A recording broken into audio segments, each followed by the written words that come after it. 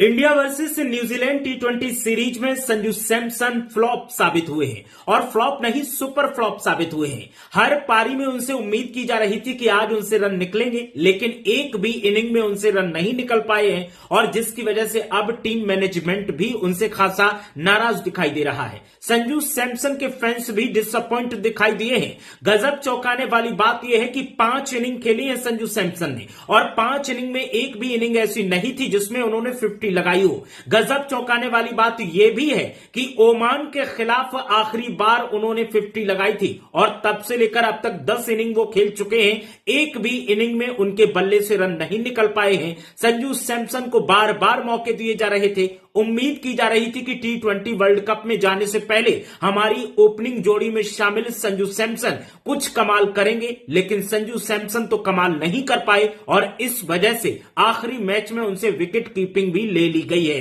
संजू सैमसन जिस तरह से बल्लेबाजी कर रहे हैं, जिस तरह से बल्लेबाजी में वो फेल साबित हो रहे हैं, उसने कई सवाल खड़े कर दिए हैं। 4th टी20 मैच में जरूर उन्होंने 24 रनों की पारी खेली, लेकिन बाकी सभी मैचेस में वो दहाई का आंकड़ा छूने में भी बड़ी मुश्किलों का सामना करते नजर आए।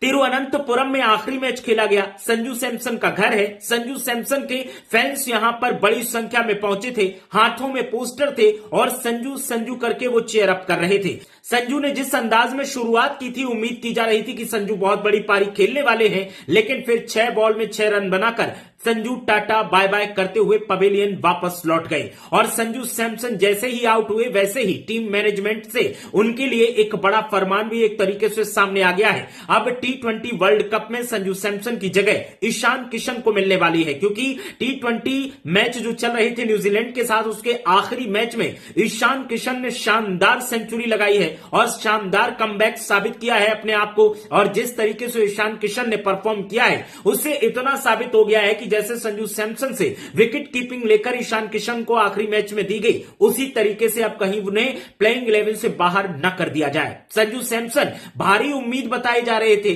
और संजू सैमसन से कई उम्मीदें लगाई भी गई थी और यही कहा जा रहा था कि जिस तरह से संजू सैमसन खिलाड़ी रहे हैं, जिस तरीके की इनिंग्स उन्होंने पहले खेली है, तो वर्ल्ड कप में वो कुछ अच्छा करेंगे, लेकिन वो कुछ अच्छा नहीं कर पाए। घरेलू इनिंग्स में वो फ्लॉप साबित हुए हैं। तो ऐसे में अब सिलेक्टर्स पर सवाल खड़े हो रहे हैं और इसके साथ साथ आपको बता दें कि अब संजू सैमसन कोच के गुस्से का भी सामना कर रहे हैं।